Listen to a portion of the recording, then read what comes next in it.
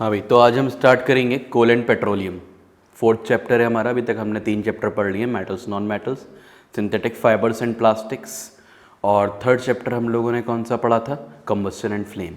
उसके बाद हम पढ़ रहे हैं कोल एंड पेट्रोलियम। ठीक है, तो कोल और पेट्रोलियम आज स्टार्ट करेंगे।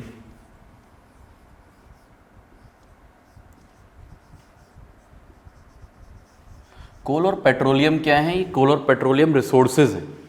रिसोर्सेज क्या होते हैं? जो भी चीज़ें हमें नेचर से मिले हमारी डेली लाइफ यूज़ के लिए या हमारे कोई भी यूज़ के लिए, वो कहलाती हैं रिसोर्सेज। ठीक है, तो रिसोर्सेज से स्टार्ट करते हैं कि रिसोर्सेज होते क्या हैं।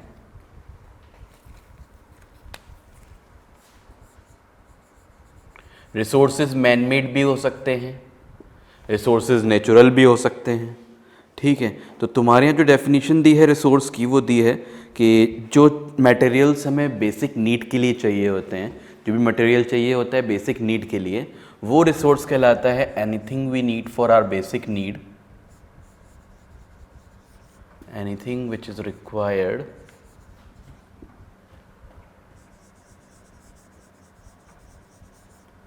For our basic need. तो जो बेसिक नीड के लिए चाहिए होता है हमारी, वो कहलाता है रिसोर्स। ठीक है, रिसोर्सेज 2 टाइप के होते हैं, नेचुरल और मैन मेड।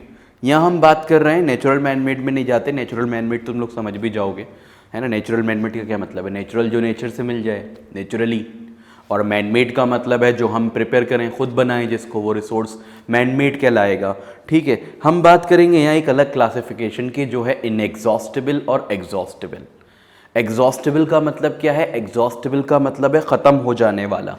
ठीक है, जो लिमिटेड है। इनएग्जॉस्टेबल क्या है? जो रिसोर्सेज लिमिटेड हैं वो इनएग्जॉस्टेबल कहलाते हैं। जैसे पेट्रोलियम है, कोल है, ये क्या है? ये एग्जॉस्टेबल रिसोर्स हैं। ये मतलब एग्जॉस्ट हो जाते हैं, ख़त्म हो जाते हैं। और इनएग्जॉस्टेबल जो ख़त्म नहीं हो सकते, जैसे विंड एनर्जी है ना, सनलाइट है, सनलाइट कभी ख़त्म नहीं हो सकती। ठीक है, तो ये होते हैं इनएग्जॉस्टेबल रिसोर्सेज। तो हम ये लिखेंगे कि दीज आर ऑफ 2 टाइप्स। तो 2 टाइप के होते हैं ये भाई। क्या क्या टाइप हैं इनके? एग्जॉस्टेबल और इनएग्जॉस्टेबल। पहला है एग्जॉस्टेबल और दूसरा है इनएग्जॉस्टेबल।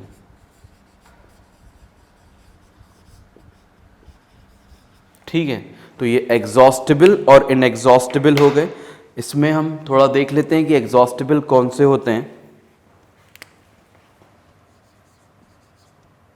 एग्जॉस्टेबल रिसोर्सेज किसको बोलेंगे? देखो, डेफिनेशन तो एग्जाम में नहीं आएगी, लेकिन हाँ ऐसा कह सकते हैं कि एक डेफिनेशन दी तुमको और पूछा ये किसके लिए है, ये एग्जॉस्टेबल के लिए है कि इनएग्जॉस्टेबल के लिए है, या नेचुरल रिसोर्सेज की डेफिनेशन है या मैन मेड की डेफिनेशन है। ठीक, फॉर एग्जाम्पल इन्होंने बोला कि the resources which are limited. Question आ सकता है कि स्टेटमेंट दे सकते हैं, the resources which are limited, ऐसे रिसोर्सेज जो लिमिटेड हों वो क्या कहलाएंगे? एग्जॉस्टेबल रिसोर्सेज कहलाएंगे। ठीक है, which are limited are called exhaustible resources. बस इतना ही लिख लो, the resources which are limited, उन्हें हम एग्जॉस्टेबल बोलते हैं। जैसे एग्जाम्पल पेट्रोल हो गया। पेट्रोल पता ही होगा सबको, है ना। कहते हैं ना ख़त्म हो जाएगा, ख़त्म हो जाएगा। क्यों ख़त्म हो सकता है वो? क्योंकि वो एग्जॉस्टेबल है। और कोल हो गया, नेचुरल गैस है, ये सब किस में आते हैं? एग्जॉस्टेबल रिसोर्सेज में आते हैं। क्वेश्चन इस तरह से भी बन सकता है, which of the following are exhaustible resources. तो क्वेश्चन क्या आ सकता है? Which of the following are exhaustible resources.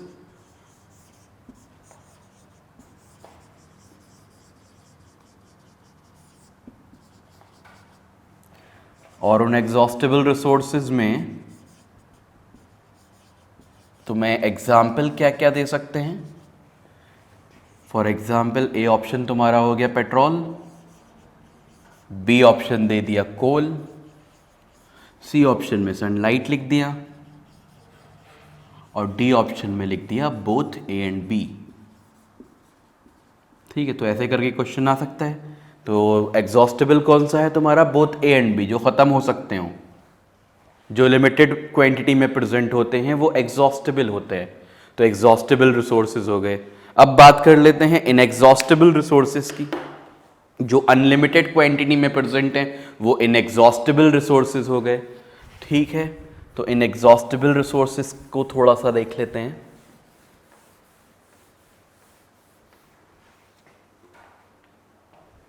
तुम्हारा जो चैप्टर है वो क्या है? कोल एंड पेट्रोलियम है। तो मेनली हम इन्हीं दोनों को डिस्कस कर रहे होंगे, कोल, पेट्रोलियम, और नेचुरल गैस भी थोड़ा बहुत डिस्कस करेंगे। ठीक है, यानी कि हम डिस्कस कर रहे हैं एग्जॉस्टेबल रिसोर्सेज को। अब अगर एग्जॉस्टेबल कर रहे हैं तो इनएग्जॉस्टेबल भी पता होना चाहिए कि इनएग्जॉस्टेबल कौन से होते हैं। ठीक, तो हम लिख सकते हैं यहाँ पे inexhaustible resources.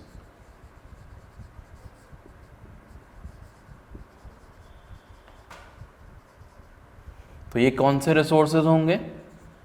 Resources which are present in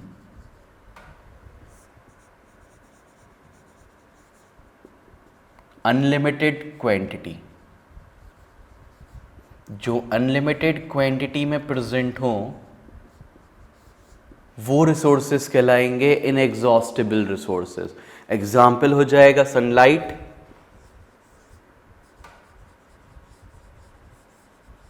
wind, wind is a resource.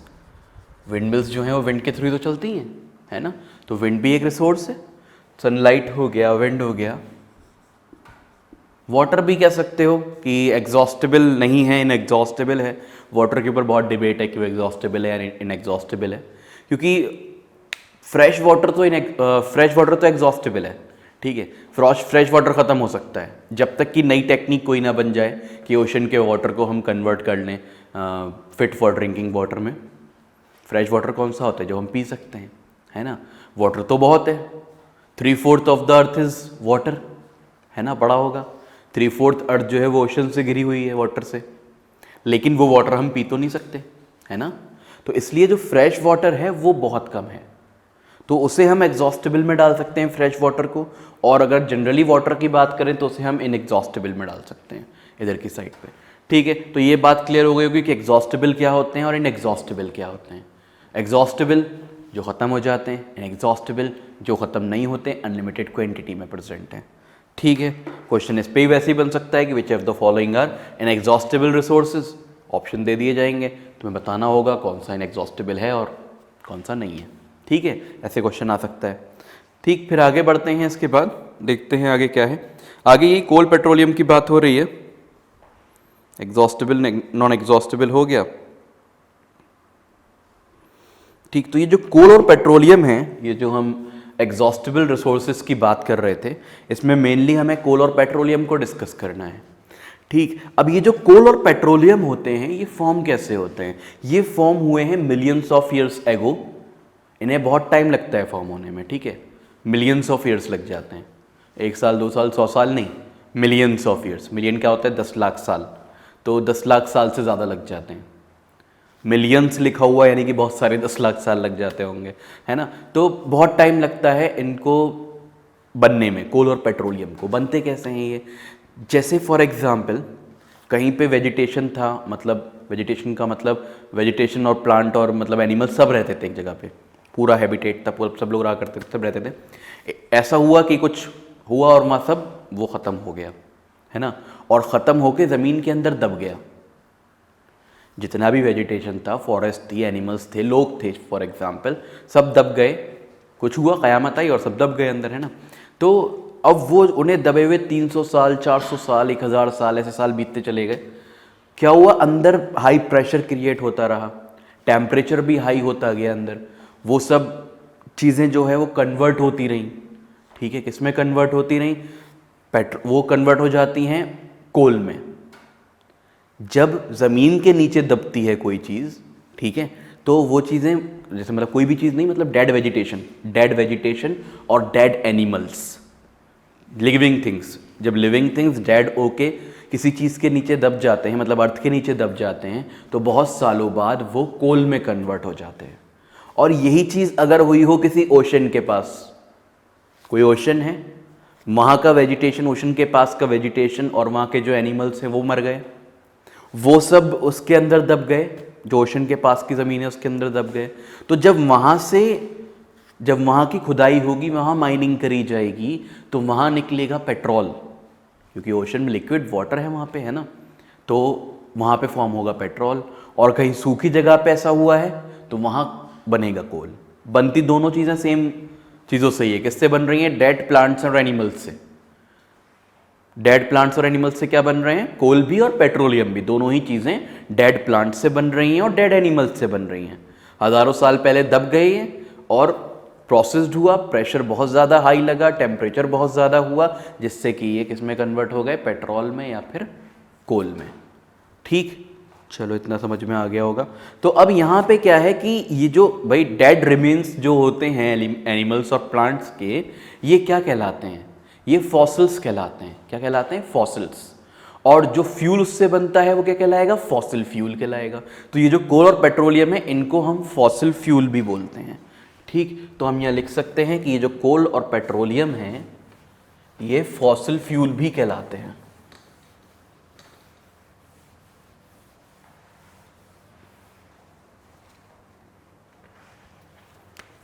तो हम लिख सकते हैं coal and petroleum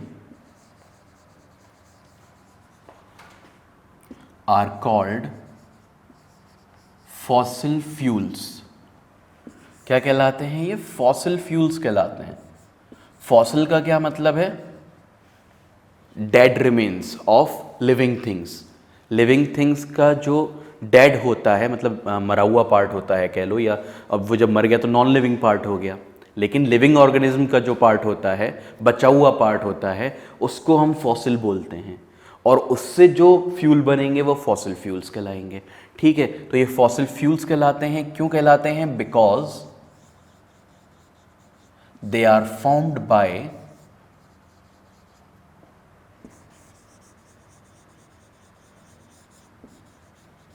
dead remains of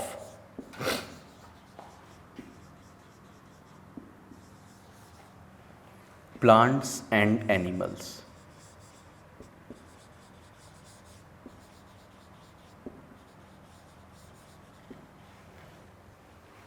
plants और एनिमल्स के डेड रिमेन से बनते हैं फॉसिल फ्यूल्स। ठीक है, इसलिए इनको फॉसिल फ्यूल कहा जाता है, क्योंकि ये डेड रिमेन से बनते हैं प्लांट्स और एनिमल्स के। ठीक, यहाँ तक बात क्लियर हो गई होगी। देखते हैं और आगे क्या दिया है इन्होंने।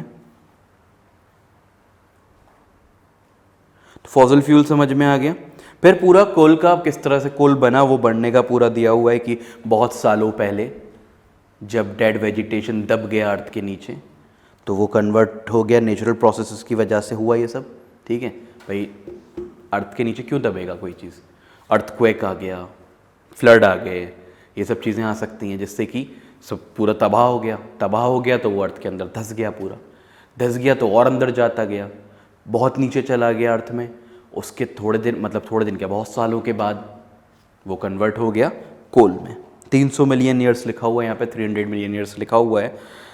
ठीक, तो अब यहाँ हम क्या लिखेंगे?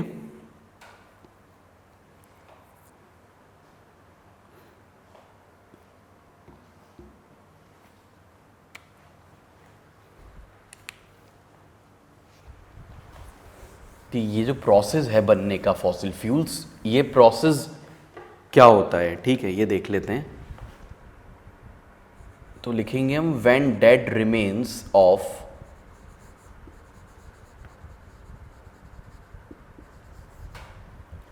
Living beings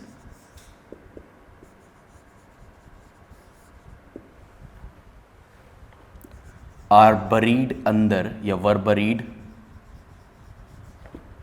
buried under the soil.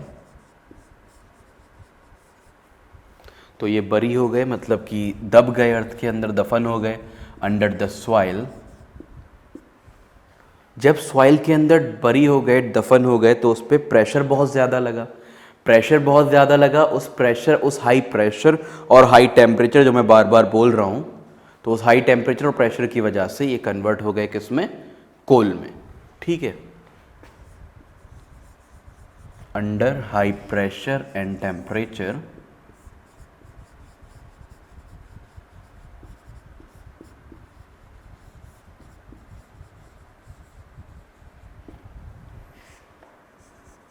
they were converted to coal. They were converted to कोल या पेट्रोलियम कहाँ पे होगा, जब ओशन के पास ये सब चीज़ें हो रही होंगी, सेम बिल्कुल ऐसे ही हो रहा होगा। Slowly converted to carbon, converted to carbon slowly. Coal में क्या होता है, कार्बन होता है, पेट्रोल भी कार्बन से बना होता है, सब चीज़ें कार्बन से बनी, हम लोग खुद कार्बन से बने हैं और हम ही से तो कोल बना है, कोल और पेट्रोल बने, है ना। मतलब प्लांट्स और एनिमल्स से बने हैं, प्लांट्स और एनिमल्स भी कार्बन से बने हैं, और जो कोल है वो भी कार्बन से बना है, जो पेट्रोल है वो भी कार्बन से बना है ना। सब चीज़ें किससे बनी हैं, कार्बन से बनी हैं। तो स्लोली वो किस में कन्वर्ट हो गया, कार्बन में कन्वर्ट हो गया। ये सब चीज़ें जो थी, डेड वेजिटेशन था पूरा, ये स्लोली कार्बन में कन्वर्ट हो गया भाई। और प्रेशर और टेम्परेचर दोनों हाई रखने हैं, याद रखना, मतलब रहते हैं हाई, हम क्या रखेंगे, नेचुरल प्रोसेस है। अगर आर्टिफिशियल होता तो अब तक तो बहुत कोल पेट्रोलियम बना लिया होता, है ना, मारना शुरू कर दिया होता लोगों को, और दबा रहे होते हाई प्रेशर टेम्परेचर में पेट्रोल बनाने के लिए, लेकिन खुद नहीं बना सकते, ये नेचुरल ही होता है। अभी तक सिंथेटिक डीजल या पेट्रोल बहुत ज़्यादा लार्ज स्केल पे बनाया नहीं जा सका है। ठीक है, बन तो रहा है सिंथेटिक पेट्रोल, कोशिशें जारी हैं, लेकिन यह है कि अभी बहुत ज़्यादा यूज़फुल नहीं है, बहुत ज़्यादा सस्ता नहीं है, ये कह सकते हो, ईज़िली अवेलेबल नहीं है। ठीक है, तो अभी चल रहा है इस पे काम, आगे जाके हो भी सकता है। ठीक है, चलो फिर आगे आते हैं। अच्छा, ये जो प्रोसेस है हमारा, slow process of conversion of dead vegetation to carbon, ये कहलाता है carbonisation.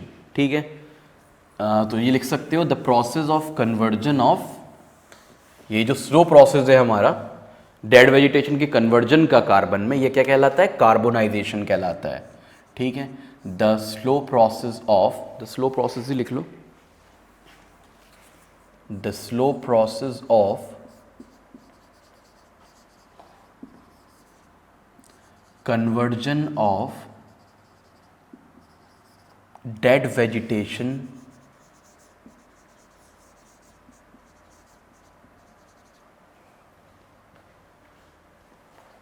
to carbon is called carbonisation. क्या कहलाता है, कार्बोनाइजेशन कहलाता है। ठीक है, या कार्बोनेशन, कार्बोनाइजेशन एक ही बात है, दोनों बोल सकते हो। ठीक है, तो ये समझ में आ गया कार्बोनाइजेशन क्या है। कार्बोनाइजेशन इसी प्रोसेस को बोलते हैं जो ये कन्वर्ट हो रहा है पूरा पेट्रोल और डीजल में, या मतलब कि किस में कन्वर्ट हो रहा है, कोल में कन्वर्ट हो रहा है। ठीक है, फिर वो कोल माइन होती हैं, उसके बाद कोल को निकाला कैसे जाता है, कोल को निकालने के लिए तुमने देखा होगा, मूवीज़ में देखा होगा। अच्छा, कोल किस कोयले की बात हो रही है, ये लकड़ी वाले कोयले की बात नहीं हो रही है, वो तो लकड़ी जला के बन जाएगा। ठीक है, बात हो रही है पत्थर वाले कोयले की, वो जो पत्थर वाला कोयला होता है, हार्ड वाला, उसकी बात हो रही है। ठीक, कैसे मिलता है ये, देखा होगा मूवीज़ में, वो ब्लास्ट करते हैं, माइनिंग करते हैं, गड्ढे खोदे जाते हैं बड़े बड़े से। ठीक है, और उसमें जाके वो फिर ब्लास्ट करा जाता है, ब्लास्ट करते हैं और उसमें से फिर कोयला निकलता है। और कोयले का यूज़ क्या क्या है, कोयले से क्या क्या चीज़ें बन सकती हैं, ये देख लेते हैं फिर इसके बाद। तो इसमें बहुत सारी चीज़ें दी हैं इन्होंने कि कोल से हम क्या क्या बना सकते हैं। 3 चीज़ें हैं जो इम्पॉर्टेंट हैं, कोक है, कोल तार है और कोल गैस है। ठीक है, तो अभी हम यहाँ बात करेंगे कि जो कोल है इंडस्ट्री में जो प्रोड्यूस होता है, पहली बात तो ये याद रखो, कोल जब रिएक्ट करेगा ऑक्सीजन से तो वो कन्वर्ट हो जाएगा किस में, कार्बन में कन्वर्ट हो जाएगा। ठीक है, तो कार्बन डाइऑक्साइड में। When coal is heated, when coal is heated in presence of air,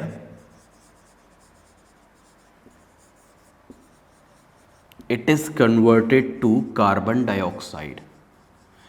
कोई भी कार्बन का कंपाउंड जब जलाया जाता है, हीट करा जाता है एयर की प्रेजेंस में, तो वो किस में कन्वर्ट हो जाता है? कार्बन डाइऑक्साइड एंड वाटर में। लेकिन ये सिर्फ कार्बन डाइऑक्साइड में कन्वर्ट होगा, क्योंकि कोल में सिर्फ कार्बन होता है, हाइड्रोजन नहीं होता। कोई और अगर ऑर्गेनिक कंपाउंड होगा तो उस ऑर्गेनिक कंपाउंड में कार्बन भी होगा और हाइड्रोजन भी होगा, तो वहां पे कार्बन CO2 में कन्वर्ट हो जाता है और H हाइड्रोजन जो है वो वाटर में कन्वर्ट हो जाता है। तो फिलहाल हम बात कर रहे हैं किसकी? कोल की। कोल में सिर्फ कार्बन है, तो वो हीट होने पर, एयर की प्रेजेंस में जब हीट होता है तो क्या देता है? कार्बन डाइऑक्साइड देता है। ठीक है, खैर ये इतनी इंपॉर्टेंट बात नहीं थी, फिर भी पूछ लें वो एग्जाम में। क्या कह सकते हैं वो? कह सकते हैं कोल को जब हीट करा जाता है एयर की प्रेजेंस में, तो वो कौन सी गैस देता है? बहुत सारी गैसेस लिखी हो सकती हैं वहाँ। सल्फर डाइऑक्साइड हो सकती है, कार्बन डाइऑक्साइड, कार्बन मोनोऑक्साइड भी लिख सकते हैं। ठीक है, तो क्वेश्चन हम बना लेते हैं यहाँ से, which gas is release when carbon is burned in air. तो क्वेश्चन क्या बन सकता है? Which gas is released, which gas is released when coal is burnt in air। जब कोल को बर्न करा गया एयर की प्रेजेंस में, या हीट करा गया, बर्न की जगह हीट भी आ सकता है। तो ऑप्शंस यहाँ क्या क्या दे सकते हैं तुम्हें? वो ऑप्शंस दे सकते हैं, A hydrogen gas, B carbon monoxide, C carbon dioxide, D sulphur dioxide. ये चार ऑप्शंस दे दिए कि इन चार में से कौन सी गैस बनेगी जब कोल बर्न होगा एयर में। अब अगर कार्बन डाइऑक्साइड का फॉर्मूला नहीं पता होगा तो क्वेश्चन नहीं कर पाओगे। कार्बन डाइऑक्साइड का फॉर्मूला होता है ये CO2। ठीक है, वैसे एग्जाम में ऐसा भी हो सकता है कि वो पूरा पूरा नाम लिख के दे दें, लेकिन फॉर्मूला भी याद कर लो कार्बन डाइऑक्साइड का, क्या होता है? CO2 होता है, पता भी होगा वैसे तो। ठीक है, अब आगे आते हैं इसके बाद कि क्या क्या चीज़ें हमें कोल से मिल सकती हैं।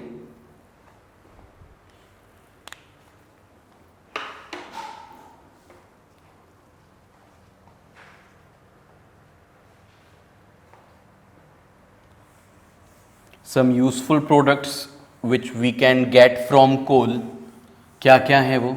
3 प्रोडक्ट्स हैं, याद रखना। क्या बताया था मैंने अभी थोड़ी देर पहले?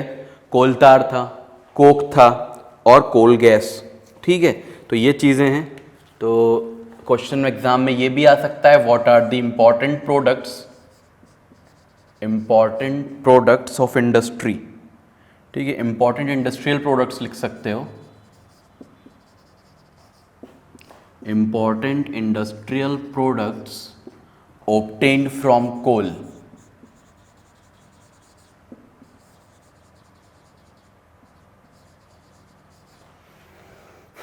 इंपॉर्टेंट इंडस्ट्रियल प्रोडक्ट्स कौन से हैं जो हमें कोल से मिलेंगे?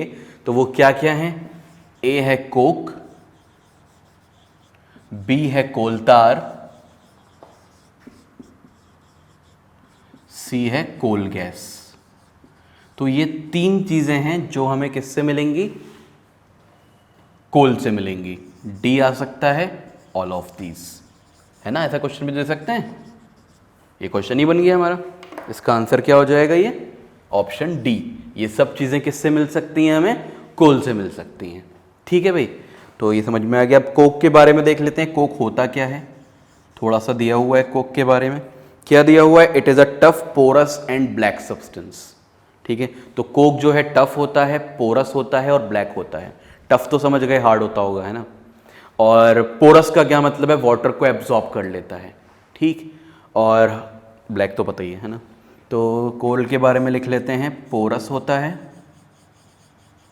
ब्लैक होता है एंड टफ होता है। तो ये कुछ प्रॉपर्टीज हो गई कोल की, पहला पॉइंट ये है। उसके बाद कोक का यूज़ क्या है कि ये स्टील बनाने के काम में आता है। ठीक है, याद होगा, या तुम लोगों ने पता नहीं पढ़ा है कि नहीं पढ़ा, एलॉयज़ पढ़े होंगे शायद। एलॉयज़ क्या होते हैं? एलॉयज़ होते हैं होमोजीनियस मिक्सचर ऑफ 2 और मोर सब्सटेंसेस। ठीक है, 2 और मोर एलिमेंट्स कह सकते हो। जैसे आयरन में हम अगर कार्बन मिलाते हैं तो वो स्टील बन जाता है। तो वो जो हम कार्बन मिलाते हैं ना आयरन में, वो कोक की फॉर्म में होता है। ठीक है, तो स्टील इससे मिल जाता है हमको, यूज टू मैन्युफैक्चर स्टील। तो ये बात याद रखना कि स्टील कौन बनाता है, कोक बनाता है। तो इंपॉर्टेंट पॉइंट हो गया ये स्टील बनाने वाला।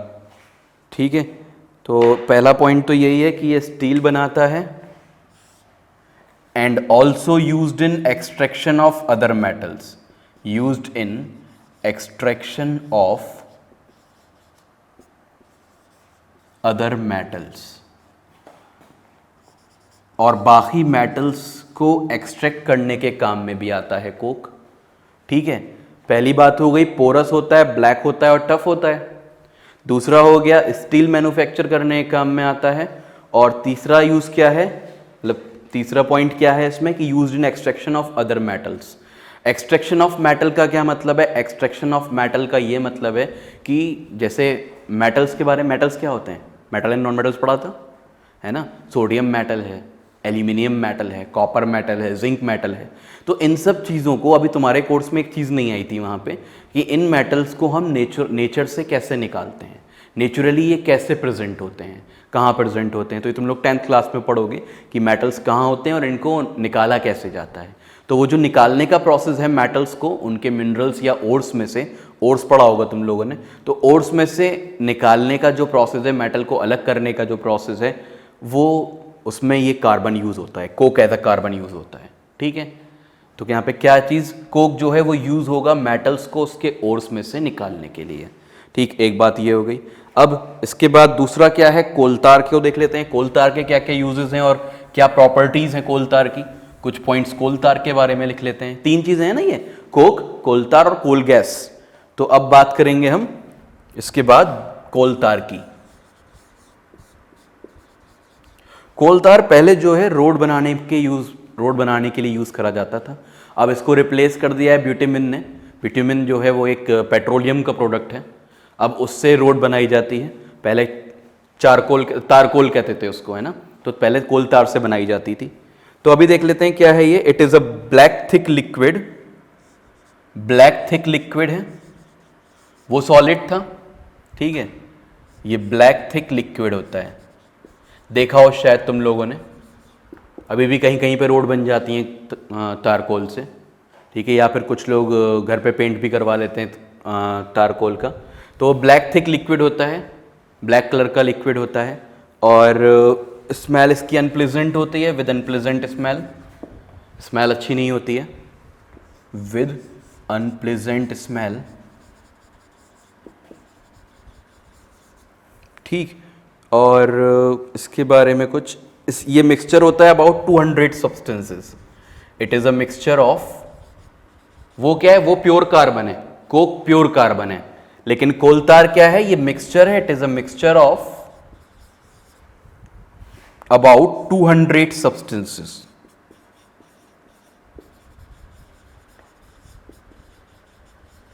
यूज क्या क्या है, यूज इसका बता रहे हैं सिंथेटिक डाइज बनाने में, एक्सप्लोसिव बनाने में, परफ्यूम बनाने में। ठीक है, तो डाइज बनाने में, एक्सप्लोसिव्स धमाका करने के लिए चीज़ें बनाई जाती हैं। भाई माइनिंग जो करते हैं कोयला निकालने के लिए, वहाँ एक्सप्लोसिव यूज़ होते हैं, धमाका करना पड़ता है। ठीक है, एक्सप्लोसिव्स हो गए। और परफ्यूम्स, प्लास्टिक्स एटसेट्रा, बहुत सारी चीज़ें हैं, ये सब बनाने में ये यूज़ होता है। इसके बाद बढ़ते हैं कोल गैस पे आगे। ठीक है,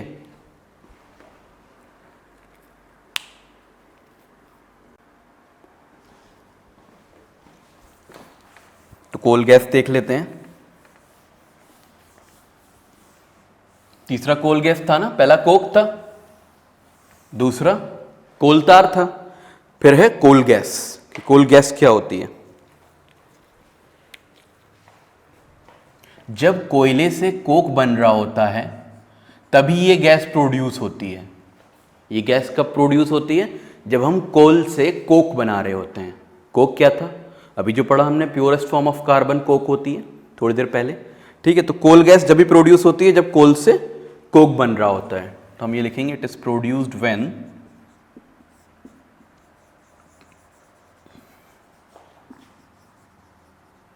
कोल इज कन्वर्टेड टू कोक।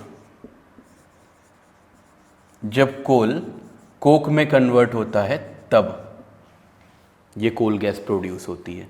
ठीक है, तो पहला तो ये हो गया। ये भी फ्यूल की तरह यूज होता है बहुत सारे कोल प्रोसेसिंग प्लांट्स में, तो it is used as a fuel. Fuel क्या होता है? कंबस्शन एंड फ्यूल पूरा टॉपिक पढ़ चुके हो। फ्यूल क्या चीज होती थी? पढ़ना वहां पे क्या चीज होती थी। ठीक है, तो it is used as a fuel. भाई पेट्रोल फ्यूल है ना, एक डीजल फ्यूल है जो एनर्जी दें किसी भी चीज़ को, किसी भी इंजन को चलाने के लिए, वो फ्यूल्स होते हैं। It is used as a fuel. तो ये फ्यूल की तरह यूज़ होता है कोल गैस जो है। तो ये तुम्हारा कोक वाला पार्ट कंप्लीट हो गया। इसके बाद हम आते हैं पेट्रोलियम पे। पेट्रोलियम की कहानी बिल्कुल कोक जैसी है, जो मतलब कोल जैसी, जो मतलब कोल की स्टोरी है बिल्कुल सेम स्टोरी पेट्रोलियम की है ना, बताया था मैंने। बस क्या फ़र्क है कि वो ऐसी जगह दबा जहाँ पानी नहीं था, लैंड के नीचे, है ना। ये ओशन दब गया अगर पूरा का पूरा, for example millions of years पहले पूरा एक ओशन था या ओशन के पास वाली कोई जगह थी, तो उस जगह पे डेड वेजिटेशन और प्लांट और एनिमल्स सब पूरा दब गए, है ना। तो वहाँ पे भी प्रेशर हाई लगा और टेम्परेचर हाई लगा, तो वो कोल में कन्वर्ट नहीं हुआ, वो कन्वर्ट हो गया पेट्रोलियम में। ठीक है, तो मॉइस्चर मिल गया उसे वहाँ ओशन के पास, तो वो किस में कन्वर्ट हो गया? पेट्रोलियम में कन्वर्ट हो गया। ये भी नेचुरल प्रोसेस है, ये भी हम खुद नहीं कर सकते, है ना। तो यही दिया है इन्होंने पूरा इसके बारे में कि पेट्रोलियम क्या होता है। और एक मिनट देख लेते हैं क्या चीज़ें इंपॉर्टेंट हैं इसमें, क्या करना है हमें, क्या नहीं करना है। अच्छा, ये जो पेट्रोलियम है हमारा, पेट्रोल जो होता है जो गाड़ियों में पड़ता है, ये ऐसा नहीं है डायरेक्टली मतलब हमने वहाँ से ओशन से निकाला और लाके गाड़ियों में डाल दिया। सिर्फ वहाँ से जो मिलता है ना वो कच्चा तेल कहलाता है, क्रूड ऑयल। क्या कहलाता है? Crude oil. ठीक है, कच्चा तेल भी कह सकते हो, क्रूड रॉक को बोलते हैं वैसे, तो रॉक ऑयल कह सकते हो, वो खैर अलग डिस्कशन है। तो रॉक ऑयल जो है, ये क्रूड ऑयल जो है, इसको रिफाइनरीज में भेजा जाता है, वहाँ पे रिफाइनिंग करी जाती है, और रिफाइनिंग करके ही इससे हम क्या क्या बना सकते हैं? एलपीजी बना सकते हैं, सीएनजी बना सकते हैं। ठीक है, और इससे हम पेट्रोल जो बाइक में डलता है वो बना सकते हैं, डीजल भी इसी से बन जाता है, कैरोसिन ऑयल भी इसी से बन जाता है। तो जितने भी फ्यूल्स यूज़ हो रहे हैं वो किससे बन जाते हैं? सारे के सारे पेट्रोलियम से ही बनते हैं। पेट्रोलियम किस फॉर्म में पाया जाता है? क्रूड ऑयल की फॉर्म में पाया जाता है। और ये जितने प्रोडक्ट्स पेट्रोलियम से बनते हैं ये पेट्रोकेमिकल्स कहलाते हैं। क्या कहलाते हैं? पेट्रोकेमिकल्स। इस क्रूड ऑयल से जो प्रोडक्ट बनते हैं वो क्या कहलाते हैं? पेट्रोकेमिकल्स कहलाते हैं। ठीक है, तो इसको थोड़ा सा पेट्रोलियम के बारे में लिख लेते हैं। तो हम ये लिखेंगे कि पेट्रोलियम बिल्कुल सेम तरीके से मिलता है, सेम तरीके से फॉर्म होता है। तो पेट्रोलियम की बात कर लेते हैं, कोल की हो गई थी।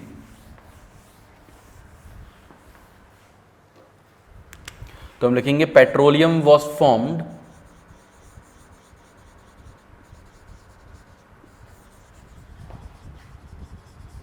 इन द सेम वे एज कोल।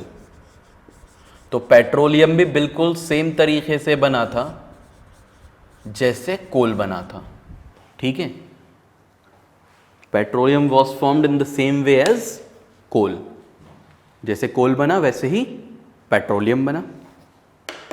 ठीक, अब इस पेट्रोलियम को यहाँ पे इन्होंने कुछ इसके बारे में ऐसा कहा नहीं है कि किस तरह से, मतलब जैसे वहाँ कार्बोनाइजेशन था और ये सब चीज़ें थी, तो इसमें बिल्कुल सेम ये लिखा है कि हाई टेम्परेचर हाई प्रेशर पे होता है और अंदर डेड वेजिटेशन जो है वो अंडर द अर्थ दब जाता है। तो ये सब चीज़ें बिल्कुल सेम ये लिखा हुआ है, स्टोरी सेम है, तो दोबारा लिखने की ज़रूरत नहीं है, इसलिए मैंने लिख दिया सेम वे में प्रोड्यूस होता है। ठीक है, तो पेट्रोलियम को हम क्रूड ऑयल भी बोलते हैं। मैं लिख दे रहा हूँ कि जो हमारा पेट्रोलियम होता है it is known as crude oil.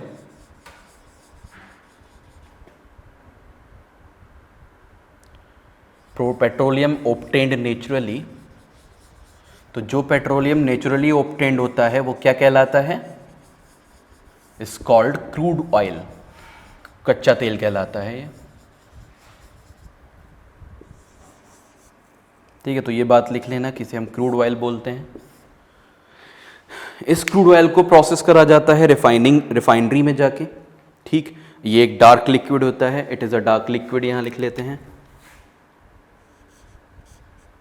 It is a dark liquid.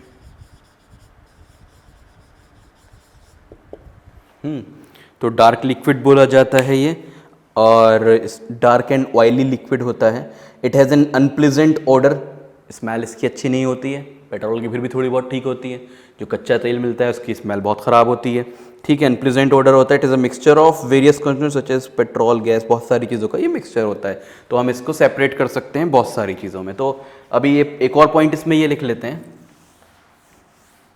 ये ऑर्डर अनप्लीजेंट होता है। कुछ प्रॉपर्टीज़ और लिख लेते हैं इसके बारे में। तो it has unpleasant order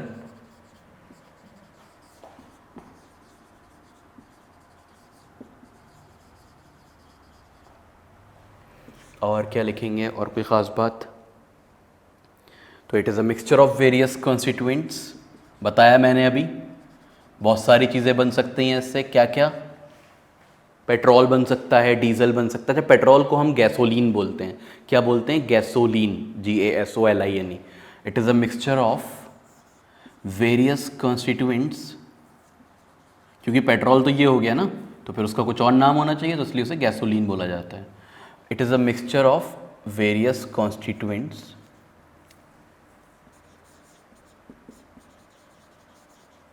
such as petrol, diesel, kerosene. तो ये सब चीज़ें इसके अंदर होती हैं। कैरोसिन भी इसी में होता है, पेट्रोल भी इसी में होता है, और डीजल भी इसी में होता है, वैक्स भी होता है। ठीक है, सब चीज़ें इसके अंदर होती हैं, वैक्स एटसेट्रा, जितनी भी चीज़ें हैं सब इसी से बनती हैं। ठीक है, तो ये सब चीज़ें याद रखना, क्या क्या चीज़ें इसके अंदर होती हैं। वैसे इस पर तो क्वेश्चन नहीं है, क्योंकि एटसेट्रा लगा हुआ है बुक में भी तुम्हारी, बहुत सारी चीज़ें होती हैं इसके अंदर। तो अब जो ये पूरा प्रोसेस है इनको सेपरेट करने का, ये जो कॉन्स्टिट्यूएंट्स है जिनसे मिलके ये बना है, इन सब को पेट्रोलियम में से, क्रूड ऑयल में से निकालने का प्रोसेस रिफाइनिंग कहलाता है। क्या कहलाता है? रिफाइनिंग कहलाता है। ठीक है, तो हम ये लिखेंगे, the process of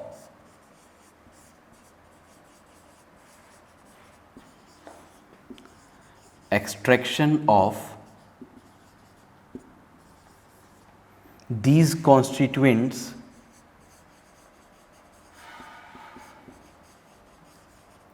from crude oil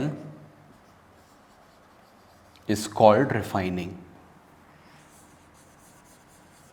क्या कहलाता है ये प्रोसेस? रिफाइनिंग कहलाता है। REFINING, refining. तो रिफाइनिंग में क्या होता है? रिफाइनिंग में हम ये जितनी भी चीज़ें प्रेजेंट हैं पेट्रोलियम के अंदर, इन सब को हम निकाल लेते हैं पेट्रोल में से। ठीक है, पेट्रोलियम में से या क्रूड ऑयल में से, ये कह सकते हो। तो अब देख लेते हैं और क्या क्या इसके बारे में दिया हुआ है। रिफाइनिंग समझ में आ गया होगा। रिफाइनिंग में क्या हो रहा है? पूरी रिफाइनरीज होती हैं बड़ी बड़ी। ठीक, और बस यही था। और भी इन्होंने दिया है, एक पॉइंट और लिख लो कि जो ये यूज़फुल प्रोडक्ट्स बनते हैं ये कहलाते क्या हैं, जो पेट्रोलियम से बनते हैं ये क्या कहलाते हैं।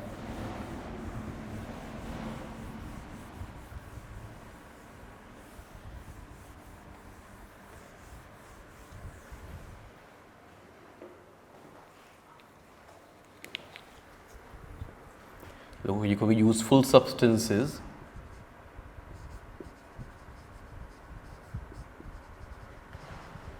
obtained from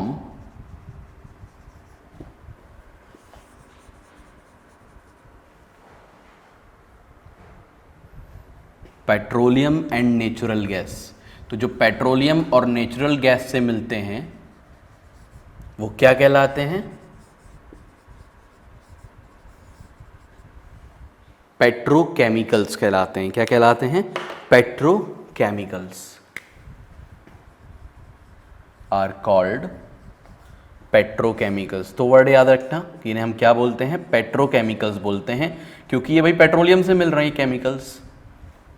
chemicals obtained from petrol are called petrochemicals. ठीक है, पेट्रोलियम और नेचुरल गैस और जोड़ दो उसके अंदर। ठीक, फिर इसके बाद इन्होंने बात करी है नेचुरल गैस की। नेचुरल गैस भी एक इंपॉर्टेंट फ्यूल है, थोड़ा सा ही बचा है चैप्टर। नेचुरल गैस देख लेते हैं इसके बाद। अच्छा, ये जो पेट्रोलियम है पेट्रोलियम जो है इसके कॉमर्शियल इंपॉर्टेंस की वजह से पेट्रोलियम को हम ब्लैक गोल्ड भी बोलते हैं। ठीक, ये क्वेश्चन एग्जाम में आ सकता है कि पेट्रोलियम क्या कहलाता है। Petroleum is known as black gold. तो ब्लैक गोल्ड कहलाता है ये, काला सोना। क्यों कहला रहा है भाई? क्योंकि इसका यूज़ ही बहुत ज़्यादा है ना। लोग भागते हैं तेल के पीछे, यूएस भागता है तेल के पीछे, जहाँ तेल दिखता है वहाँ जाके कब्जा कर लेता है। तो इसलिए इसको हम ब्लैक गोल्ड बोलते हैं। और आजकल तो उसकी कीमत है ही नहीं ब्लैक गोल्ड की। पहले कितनी कीमत थी? पहले ब्लैक गोल्ड कहा जा रहा था। ऐसा ज़माना आ गया कि अब इसकी ज़रूरत ही नहीं है, तो इससे हम तो बिल्कुल कूड़ा है जब ज़रूरत ही नहीं है, गाड़ियाँ नहीं चल रही। ठीक है, तो अब नेक्स्ट के बाद बात करते। अच्छा, ये पॉइंट ज़रूर याद रखना, बस बाकी बातें गई अलग। ये बात इंपॉर्टेंट है कि पेट्रोलियम को हम ब्लैक गोल्ड बोलते हैं। क्यों ब्लैक गोल्ड बोलते हैं? क्योंकि इसकी कॉमर्शियल इंपॉर्टेंस बहुत ज़्यादा है, मार्केट में बहुत इंपॉर्टेंस है इसकी। ठीक, इसके बाद नेचुरल गैस पे आते हैं। लास्ट टॉपिक है ये नेचुरल गैस।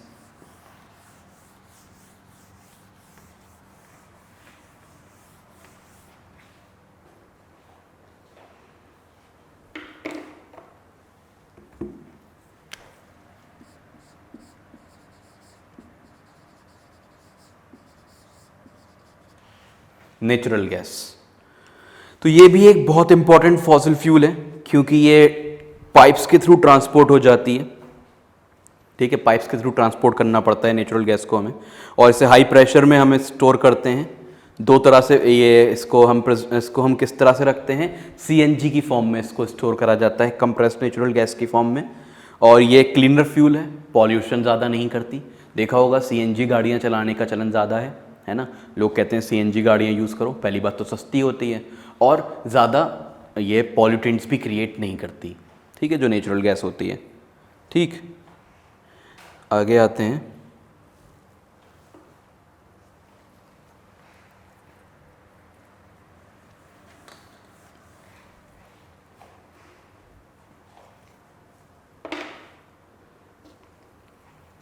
तो नेचुरल गैस के बारे में लिखते हैं कि नेचुरल गैस क्या होती है।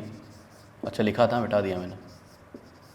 Natural gas, it is a very important fossil fuel.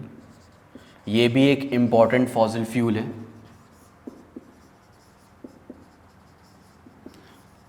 तो इसे ऐसा नहीं है कि हम भाई कंटेनर में भर दें और कहीं भिजवा दें, जैसे पेट्रोल भिजवाया जाता है कंटेनर्स में भर भर के। इसको क्या करते हैं? इसको पाइपलाइन के थ्रू भेजा जाता है। ठीक है, it is easy to transport through pipes. दूसरा पॉइंट हम लिखेंगे, it is easy to transport. तो इसके फ़ायदे हैं ये भाई कि इसको हम इजीली ट्रांसपोर्ट कर सकते हैं। ईजी टू ट्रांसपोर्ट है, थ्रू पाइप्स के थ्रू कर सकते हैं।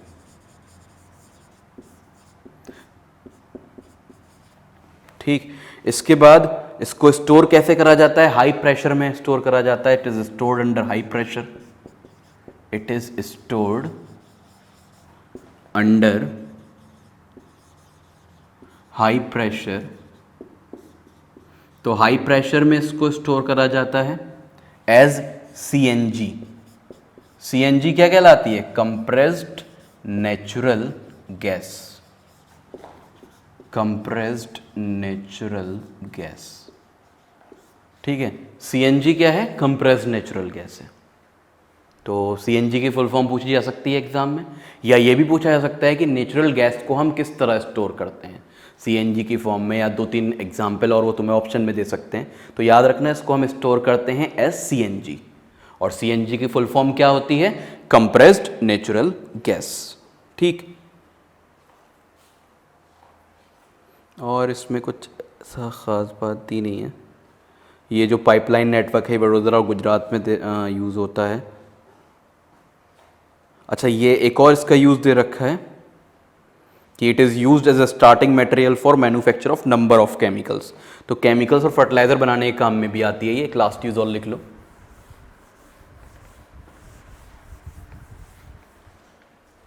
इट इज ऑल्सो यूज्ड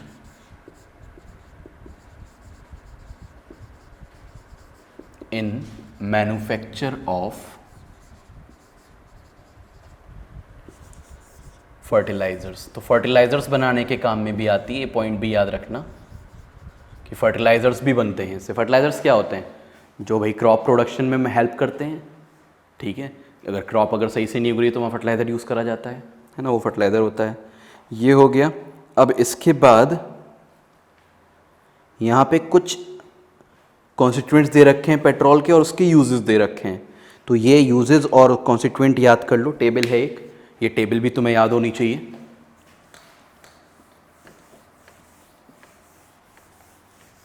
ये पॉइंट्स बहुत ध्यान से याद कर लेना, ठीक है। क्वेश्चन ऐसे भी आ जाते हैं कभी कभी कि which of the following statements is incorrect about natural gas. तो जब तुम्हें करेक्ट ही नहीं पता होंगे तो इनकरेक्ट कैसे बताओगे? अब ये भी आ सकता है ये करेक्ट स्टेटमेंट कौन सा है नेचुरल गैस के लिए। तो स्टेटमेंट्स पे क्वेश्चन भी आता है, इसलिए पॉइंट्स भी ये ध्यान में रखने हैं तुमको, जो पॉइंट्स मैंने लिखवाए हर चीज़ के लिए। पेट्रोलियम के पॉइंट्स, कोल के पॉइंट्स, नेचुरल गैस के पॉइंट्स, कोल गैस के, कोल तार के, कोक के, सारे पॉइंट्स याद रखने हैं, ठीक है। तो अब वेरियस कॉन्स्टिट्यूएंट्स ऑफ पेट्रोलियम देख लेते हैं। Various constituents of petroleum,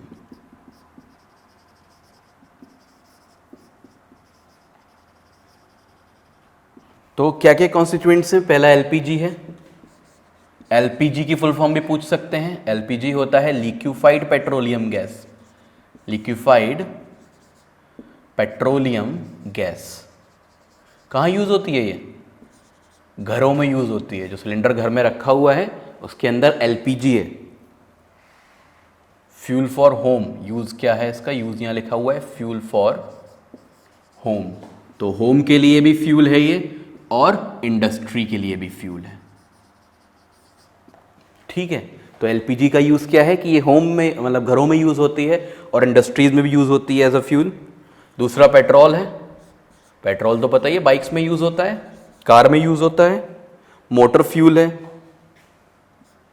aviation fuel है। एविएशन मतलब कि जो एरोप्लेन्स होते हैं, जो भी उड़ने वाली चीज़ें हैं, उसमें भी ये पेट्रोल ही पड़ता है, ठीक है। तो मोटर फ्यूल, एविएशन फ्यूल। तो क्वेश्चन में एग्जाम में ऐसे भी आ सकता है कि एविएशन फ्यूल के तौर पे कौन सा फ्यूल यूज होता है? पेट्रोल, डीजल, नेचुरल गैस, बहुत सारे एग्जाम्पल दे सकते हैं। तो एविएशन फ्यूल कौन सा है? पेट्रोल है, इसलिए बताया जा रहा है ये। और इसको हम ये दो यूज तो ये हो गए। और solvent for dry cleaning, dry cleaning में भी एज अ सॉल्वेंट यूज होता है ये। ड्राई क्लीन जो करते हैं, ड्राई क्लीनर्स जो होते हैं, तो उसमें एज अ सॉल्वेंट यूज होता है पेट्रोल। तीसरी चीज है केरोसिन। केरोसिन का क्या यूज है? स्टोव्स के लिए, लैंप्स के लिए और जेट एयरक्राफ्ट्स के लिए, ठीक है। स्टोव्स, पहले स्टोव आते थे उसमें पड़ता था ये, अब तुमने स्टोव शायद देखे भी ना हो। पहले लैंप्स भी आते थे, वो लालटेन आती थी उसमें पड़ता था, मिट्टी का तेल कहलाता था ये। लैंप्स और स्टोव्स, तो लाइट बहुत हो गई है, अल्लाह का शुक्र है, तो ज़रूरत ही नहीं पड़ती। जेट एयरक्राफ्ट्स के लिए केरोसिन यूज होता है, ठीक। फोर्थ पे आते हैं डीजल। डीजल का यूज कहाँ कहाँ पे है ये देख लेते हैं। तो डीजल का यूज इन्होंने दिया है हैवी मोटर व्हीकल्स में, जैसे ट्रक हैं, बसेस हैं, इन सब में ये, और जनरेटर में यूज होता है। तो हैवी, एचएमवी जिसको बोलते हैं, हैवी मोटर व्हीकल। भाई अगर लाइसेंस बना हो किसी का, लाइसेंस अगर तुमने देखा हो तो उस पर एलएमवी और एचएमवी लिखा होता है, लाइट मोटर व्हीकल और हैवी मोटर व्हीकल। अगर एलएमवी का है तो मतलब वो कार वगैरह का हो गया, किसी के ऊपर एचएमवी लिखा हुआ है तो ट्रक भी चला सकता है, बस भी चला सकता है, ठीक है। तो हैवी मोटर व्हीकल क्या हो गए? बसेस एंड ट्रक्स, मैं ब्रैकेट में लिख दे रहा हूँ, बसेस एंड ट्रक्स जो हैं वो हैवी मोटर व्हीकल्स हो गए भाई, ठीक है। और इलेक्ट्रिक जनरेटर्स में भी यूज़ होता है। घर में जो जनरेटर लगा होता है, जब लाइट चली जाती है जनरेटर चलता है, तो वो उस जनरेटर में भी डीजल यूज़ होता है। कहते हैं ना डीजल ले आओ जनरेटर के लिए, तो जनरेटर में भी डीजल यूज़ होता है। तो इलेक्ट्रिक जनरेटर और हैवी मोटर व्हीकल्स में डीजल यूज़ होता है। दो और बचे, तीन बल्कि। ये सब चीज़ें पेट्रोलियम से मिल रही हैं, ये बात याद रखना। एलपीजी, केरोसिन, पेट्रोल, डीजल, सब किससे मिल रहा है? सब मिल रहा है पेट्रोलियम से, क्रूड ऑयल से, कच्चा तेल जो निकाला था, इसलिए तो बहुत इंपॉर्टेंट है वो। पांचवा है फिर ल्यूब्रिकेटिंग ऑयल, ल्यूब्रिकेटिंग ऑयल क्या होता है, जो मशीन पार्ट्स में पड़ता है ल्यूब्रिकेशन के लिए ताकि रेजिस्टेंस कम हो। तो ल्यूब्रिकेटिंग ऑयल ल्यूब्रिकेशन के लिए यूज होगा। ल्यूब्रिकेशन का मतलब क्या है, ऑयलिंग जो करनी होती है मशीनरी की, कहते हैं ना तेल डाल दो मशीन के अंदर, उसकी तरह यूज होता है ल्यूब्रिकेशन, ताकि वो जो है मशीन ठीक से काम करती रहे। पैराफिन वैक्स, वैक्स जो आता है पैराफिन वैक्स कहलाता है। पैराफिन वैक्स कहाँ यूज होता है, ऑइंटमेंट्स में। ऑइंटमेंट्स जो वो लगाते हैं ना हाथ पैर पे, उसके लिए जब दर्द होता है, बाम जो आते हैं वो ऑइंटमेंट्स कहलाते हैं। कैंडल्स वैसलीन में यूज होता है, एटसेट्रा। कैंडल्स तो वैक्स से बनती हैं, पता ही होगा, है ना। सेवेंथ लास्ट है बिट्यूमिन। बिट्यूमिन क्या होता है, बिट्यूमिन एक पेट्रोलियम प्रोडक्ट है, मैंने बताया था पहले कोल तार से सड़कें बना करती थी, अब बिट्यूमिन से बनती हैं। तो पेंट्स में यूज होता है ये, और रोड सरफेसिंग में, रोड की सरफेस बनाने में यूज होता है। ठीक है, तो ये टेबल बहुत ध्यान से याद रख लेना, पूरी टेबल। ठीक है, लास्ट टॉपिक है हमारा, some natural resources are limited. जो नेचुरल रिसोर्सेज हैं वो लिमिटेड हैं, तो इनको बचाने के लिए हमें क्या करना चाहिए। ठीक है, तो पेट्रोलियम रिसर्च एसोसिएशन है, पेट्रोलियम कंजर्वेशन रिसर्च एसोसिएशन है कि किस तरह से पेट्रोलियम को कंजर्व करा जाए, इसके लिए पूरा एसोसिएशन बना हुआ है। तो वो हमें क्या कहता है, कुछ टिप्स देता है कि कांस्टेंट और मॉडरेट स्पीड पे चलाओ। अगर तुम अपनी स्कूटी को या बाइक को कांस्टेंट स्पीड पे चलाओगे तो पेट्रोल कम खर्च होगा। बार बार ब्रेक नहीं मारने, बार बार रेस नहीं देनी है, हूँ नहीं करना है बाइक से। ठीक है, तो ये सब करने से पेट्रोल ज़्यादा वेस्ट होता है, अपने पैसे ही वेस्ट हो रहे हैं वैसे भी देखा जाए तो, बहुत महंगा हो गया पेट्रोल, है ना। तो अपने पैसे वेस्ट नहीं करने, कांस्टेंट स्पीड पे चलाना है, और इंजन को बंद कर देना है अगर कहीं ट्रैफिक लाइट पे खड़े हो तुम तो। ठीक है, और टायर में हवा ठीक होनी चाहिए, उससे भी पेट्रोल ज़्यादा जाता है, और रेगुलर मेंटेनेंस होनी चाहिए व्हीकल की। ठीक है, तो इसको लास्ट पॉइंट को हम लिख लेते हैं, ये जो हमारा लास्ट पॉइंट है कि PCRA petroleum conservation research association क्या कहता है। ठीक है, फ्यूल के कंजर्वेशन के लिए, फॉर फ्यूल कंजर्वेशन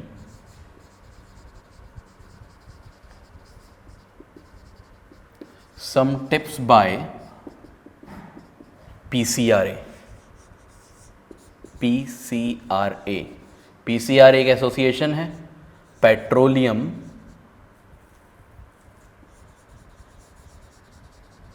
कंजर्वेशन मतलब बचाना, petroleum conservation research association.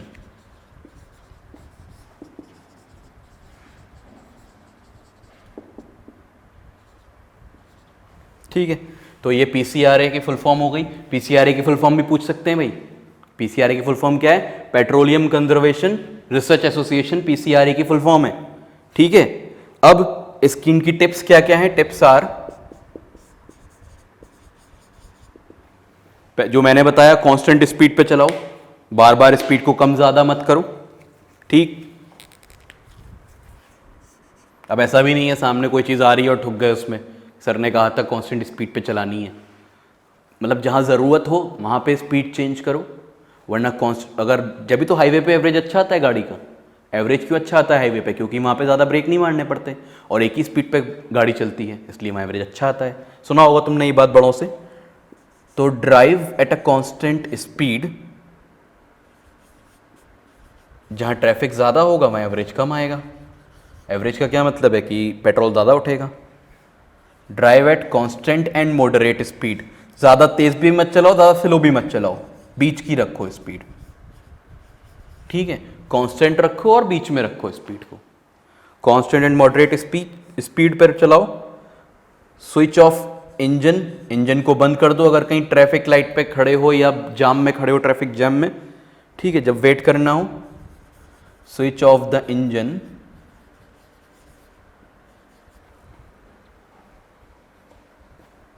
Eight traffic lights, traffic lights पे इंजन को स्विच ऑफ कर दो। ठीक है, और क्या है ये देखो टायर में हवा ठीक है या नहीं है। इंश्योर करेक्ट टायर प्रेशर, भाई प्रेशर ही तो होता है इसके अंदर हवा का, वो चेक करता है उससे। वो जो भाई हवा भर रहा होता है वो चेक करता है, तो उसको प्रेशर ही तो चेक करता है कि प्रेशर ठीक है या नहीं है। 30 है कि 32 PSIG है, देखना, ध्यान नहीं देते हो तुम लोग अपने सराउंडिंग्स पे। Ensure correct tyre pressure, ensure करें कि टायर प्रेशर करेक्ट है।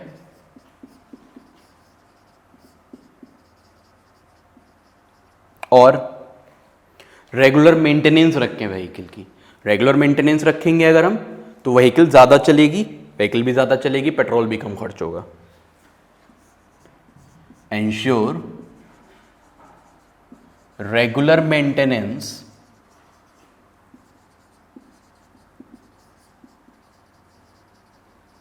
Of vehicle. ठीक है, तुम्हारा लास्ट पॉइंट था। तो पीसीआरए जो है, पेट्रोलियम कंजर्वेशन रिसर्च एसोसिएशन, ये किस तरह पेट्रोल बचाने के ऊपर हमें बताता है कि ये चारों पॉइंट अपनाइए, कांस्टेंट स्पीड पे चलिए, इंजन को बंद कर दिए जहां भी ज़रूरत नहीं है। तीसरी बात, टायर का प्रेशर ठीक होना चाहिए, हवा ठीक होनी चाहिए इसके अंदर, और रेगुलर मेंटेनेंस होनी चाहिए व्हीकल की। ये चैप्टर हम यहीं ख़त्म करते हैं, ख़त्म हो गया चैप्टर ये। नेक्स्ट लेक्चर में नेक्स्ट चैप्टर, ठीक है।